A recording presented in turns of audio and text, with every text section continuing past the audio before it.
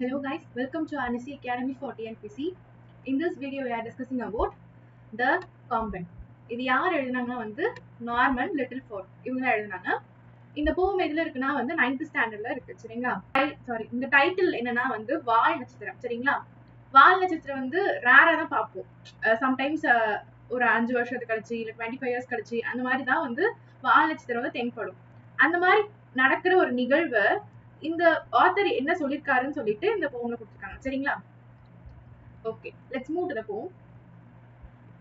Rampage through the heaven, never stopping day or night, the spectacle of a lifetime, a comet in a full flight. என்ன வந்து rampaging through the heaven.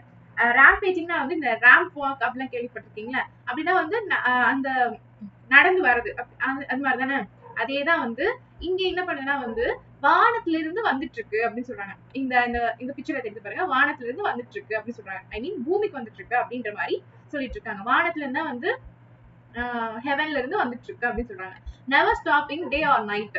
அது வந்து day or night வந்து இது stop பண்ணாது அப்படின்னு சொல்றாங்க. a spectacle of a lifetime. ஸ்பெக்டிகல்னா வந்து ஒரு அன்எக்ஸ்பெக்டட் ஈவென்ட் ஓகேங்களா.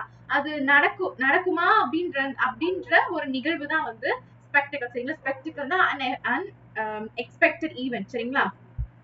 லைஃப் டைம்லயே வந்து நம்ம பார்ப்போமா அப்படின்ற ஒரு விஷயம் தான் வந்து இந்த வால் நட்சத்திரத்தை பார்க்கிறது. அதான் சொல்றாங்க. The comet does full flight faster than cheetah with a tail that miles long, bigger than a mountain, so powerful and strong. என்னன்னா faster than cheetah, cheetah விட இது ஃபாஸ்டா வந்துட்டு இருக்கு ஓகேங்களா. cheetah விட இது ஃபாஸ்டா வந்துட்டு இருக்கு அப்படின்னு சொல்றாங்க. with a tail that miles long. அதோட tails, அதாவது tailsனா பாருங்க, இங்க பாருங்க, இது வந்து ஹெட் சரிங்களா. இது வந்து ஹெட் பார்ட் இப்படி நீட்டமா போயிட்டு இருக்குல்ல, இது வந்து டைல் பார்ட் சரிங்களா. ஓகே, இது வந்து டெயில் பார்ட், இது வந்து ஹெட் பார்ட் சரிங்களா.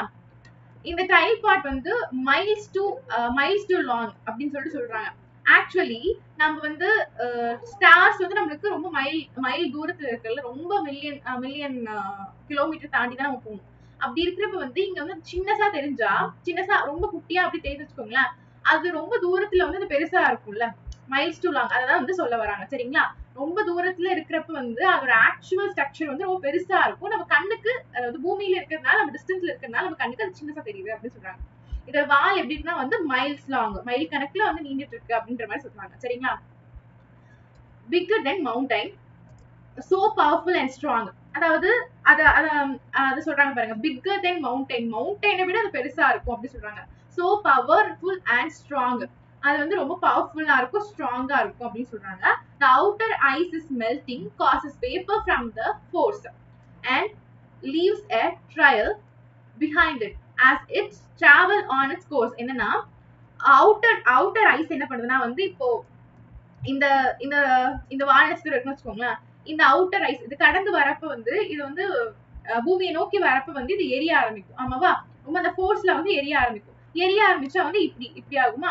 சோ இது மேல இருக்கிற அவுட்டர் லேயர் வந்து ஐஸால கவர் பண்ணிருக்குன்னு சொல்றாங்க. அந்த ஐஸ் வந்து மெல்ட் ஆகி அது வந்து ஒரு வேப்பரை வந்து கொடுக்குது, அதாவது நீராவி வேப்பரை வந்து கொடுக்குது. அந்த வேப்பர் தான் வந்து ஆவி ஓகேங்களா.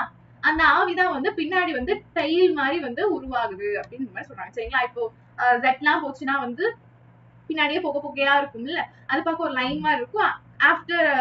ஆஃப்டர் பாத்தீங்கன்னா கொஞ்ச நேரம் கழிச்சு பாத்தீங்கன்னா அந்த புகை வந்து அந்த லைன் வந்து புகையா மாறி மேகத்தோட மேகமா கலந்துரும். ஆமாவா, அதே மாதிரிதான் சொல்றாங்க. இங்க என்னன்னா வந்து இதோட அவுட்டர் சர்ஃபேஸ் வந்து ஐஸால கவர் ஆயிருக்கும். அது வர வேகத்துல வந்து அது ஹீட் ஆகி மெல்ட் ஆகி பின்னாடி வந்து டெயில் மாதிரி வந்து ஒரு ஸ்ட்ரக்சர் வந்து கொடுக்குது அப்படின்னு சொல்றாங்க ஓகேங்களா. Okay, if one should come too close to earth, the atmosphere will shake with shock waves reaching to the ground, causing the land to quake. என்னன்னா இந்த வால் நட்சத்திரம் வந்து பூமிக்கு வந்து வந்துடுச்சுன்னா, பூமியை நோக்கி வந்துடுச்சுன்னா இது என்ன சொல்றாங்கன்னா வந்து எர்த் வந்து அட்மாஸ்பியரே ஒரு ஷேக் ஆகும். ஆக்சுவலி எர்த்தை விட பெருசுதான் வந்து நட்சத்திரம். ஆமாவா, அப்ப அந்த ஸ்டார்ஸ் வந்து பூமி மேல விழுந்தா எவ்வளவு பெரிய இம்பாக்டை ஏற்படுத்தும். மேபி பெரிய ஸ்டார்ஸா இருந்தா பூமியா அழியக்கூட வாய்ப்பு இருக்கு. கொஞ்சம் பூமியோட கொஞ்சம் சின்ன ஸ்டார்ஸா இருந்துச்சுன்னா அது வந்து ஒரு பெரிய இம்பாக்ட கிரியேட் பண்ணும். அதாவது எங்கேயாச்சும் ஒரு இடத்துல விழுந்துச்சுன்னா அந்த அட்மாஸ்பியரே வந்து ஷேக் ஆகும் அப்படின்னு சொல்றாங்க. சரிங்களா? ஏன்னா ஒரு பெரிய பொருள் வந்து கீழே விழுதுன்னா ஷேக் ஆகும், அந்த இடமே ஷேக் ஆகும். அதே மாதிரி நம்ம எர்த்தும் வந்து ஷேக் ஆகும் அப்படின்னு சொல்றாங்க.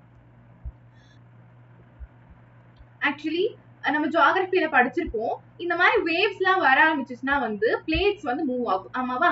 இந்த டெக்டானிக் பிளேட்ஸ் எல்லாம் மூவ் ஆகிறதுனால வந்து என்ன ஆகும்? கிரவுண்டுக்கு வந்து எர்த்குவேக் வரும்னு சொல்றாங்க. ஓகே, லேண்டுக்கு வந்து எர்த்குவேக் வரும். அந்த குவாக்னா வந்து எர்த்குவேக் சொல்றாங்க. சரிங்களா? நிலநடுக்கம் வந்து ஏற்படும் அப்படின்ற மாதிரி இங்க வந்து சொல்றாங்க.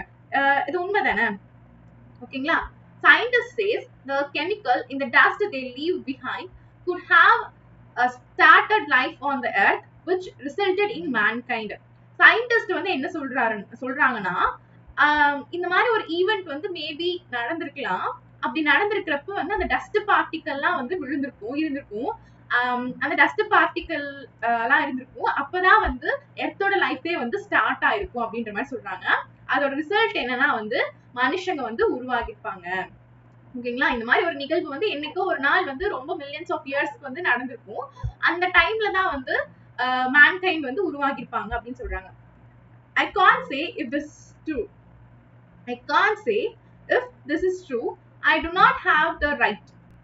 But I now know better spectacles that a comet in a full flight. என்னன்னா வந்து நான் வந்து அது ஷுவரா சொல்ல முடியாது. எனக்கு தெரியாது இது உண்மையா இல்லையான்னு. உண்மையா இல்லையான்னு எனக்கு தெரியாது. பட் அந்த ஒரு ஈவெண்ட் வந்து ஸ்பெக்டக்கலா இருக்கும். ஸ்பெக்டக்கலா நான் முன்னாடி சொன்ன மாதிரி ஒரு அன்எக்ஸ்பெக்டட் ஒரு ஈவெண்டா இருக்கும் அப்படின்ற மாதிரி சொல்றாங்க. சரிங்களா? இந்த காம்பேட் வந்து வரது வந்து ஒரு அன்எக்ஸ்பெக்டட் ஒரு ஈவெண்டா வந்து நம்மளுக்கு வாழ்க்கையிலேயே மறக்க முடியாத ஒரு ஈவெண்டா வந்து இருக்கும் அப்படின்ற மாதிரி சொல்லி முடிக்கிறாங்க. ஓகே, அந்த போம் வந்து ரொம்ப சிம்பிள் தான். Okay, let's move to the figure of speech. Rampaging through the heaven. Heavenல இருந்து வந்துட்டு இருக்கு அப்படின்னு சொல்றாங்க. வந்திருக்கு அப்படின்னு சொல்லிருக்காங்க இந்த மெட்டாஃபர். சரிங்களா? Day or night இது வந்து antithesis. A spectacle of a lifetime வந்து மெட்டாஃபர். ஒரு அன்எக்ஸ்பெக்டட் ஈவெண்ட் அதெல்லாம் வந்து டைரக்டா மீட் பண்ணிக்கனால இது வந்து மெட்டாஃபர். சரிங்களா? இங்க பாருங்க ஃபுல் ஃபிளைட் எஃப்எஃப் வந்து அலிட்ரேஷன். ரெஃப்ரைன் பாருங்க இங்க வந்து இங்க என்னன்னா வந்து combat is a full flight. ஆமாவா? இது இந்த லைன் வந்து ஒரு பெர்ஃபெக்ட்டான ஒரு பிரேக்ல வந்திருக்கு. அதாவது நம்ம வந்து இது வந்து பெர்ஃபெக்ட்டான ஒரு பிரேக்ல வந்திருக்கு. சரிங்களா? அதே மாதிரி கீழே பாருங்க. அதே மாதிரி ஒரு சென்டென்ஸ் வந்து ஒரு லைன் வந்து இந்த மாதிரி பெர்ஃபெக்ட்டான ஒரு பிரேக்ல வந்தா இது வந்து ரெஃப்ரைன். சரிங்களா? ஓகே, நெக்ஸ்ட் போலாம். faster than cheetah direct comparison so metaphor. bigger than mountain direct comparison. the atmosphere will shake. இது வந்து imaginary. நம்ம இமேஜின் பண்ணி பாக்குறோம். சரிங்களா? அதெல்லாம் இமேஜினரி. இது இந்த லைன்ஸ் ஃபுல்லாவே இமேஜினரி தான். சரிங்களா?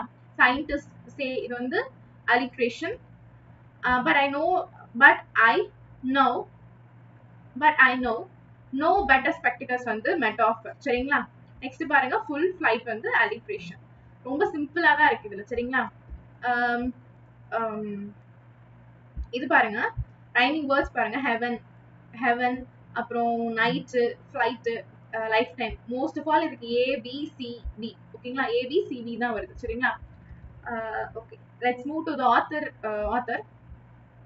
Norman Littleford 18 May 1889 20 May 1947 was an American poet. நல்லா ஞாபகம் வச்சுக்கோங்க, American poet born in Maryland, USA. Most of his works focused on the life and nature. His poems are simple but deep in thought or provoke the readers to observe the ideas behind the usual. இவரோட poems வந்து ரொம்ப சிம்பிளா இருக்கும் but ரொம்ப டெப்தான meaning கொண்ட மாதிரி இருக்கும். படிக்கிற ஒவ்வொருத்தருமே அந்த போம்ஸ் படிக்கிற ஒவ்வொருத்தருமே வந்து ப்ரவோக் ஆகிற மாதிரி இருக்கும். அது ரொம்ப நெக்ஸ்ட் என்ன ரொம்ப இன்ட்ரெஸ்டிங்கா ரொம்ப துடிச்சு எழுதுறது அந்த மாதிரி வந்து இருக்கும் அப்படின்ற மாதிரி சொல்றாங்க. சரிங்களா? ஓகே, இது வந்து கொஞ்சம் ரீட் பண்ணி வச்சுக்கோங்க. ஓகே, இதெல்லாம் நம்ம அப்பவே பார்த்தாச்சு. அவ்வளவுதான்ப்பா. இந்த போம் முடிஞ்சிச்சு. ரொம்ப சிம்பிளான ஒரு போம் தான், ஈஸியா அண்டர்ஸ்டாண்ட் ஆகும். தேங்க்யூ ஃபார் வாட்சிங்.